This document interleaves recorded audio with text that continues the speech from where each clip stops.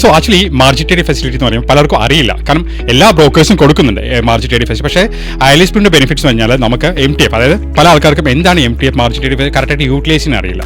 So margin trading facility എന്ന് പറയുന്നത് വേറെ ഒന്നുമല്ല. ഇപ്പം നമ്മുടെ കയ്യിൽ ഏകദേശം ഒരു 10,000 രൂപ നമ്മുടെ ഉണ്ട്, അക്കൗണ്ടിലുണ്ട്, അല്ലെങ്കിൽ നമ്മുടെ കയ്യിൽ ക്യാഷ് ആയിട്ട് മറ്റുണ്ട്.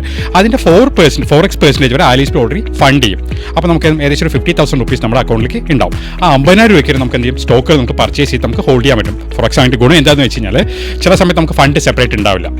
നല്ല സ്റ്റോക്ക് നല്ല മൂവ്മെന്റ്സ് ഉള്ള സമയത്ത് ചിലപ്പോൾ നമ്മുടെ അക്കൗണ്ടിൽ പൈസ ഉണ്ടാവില്ല, അല്ലെങ്കിൽ നമുക്ക് പുറത്ത് ബോറോ ചെയ്യേണ്ടി വരും. അതിന് പകരമായിട്ട് നമുക്ക് ഇവിടെ മാർജിൻ ട്രേഡിംഗ് ഫെസിലിറ്റി ആലിസ്പിൽ ആക്ടിവേറ്റ് ചെയ്ത് കഴിഞ്ഞാൽ ഇവിടെ നിന്ന് നമുക്ക് എന്ത് ചെയ്യാൻ പറ്റും, ഫണ്ട് എടുക്കാൻ പറ്റും.